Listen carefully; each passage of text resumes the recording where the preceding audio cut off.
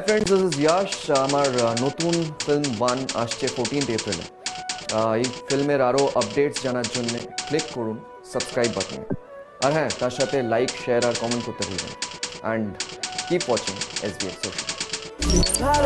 ভালো হয় মিশে আছি তোমাতে,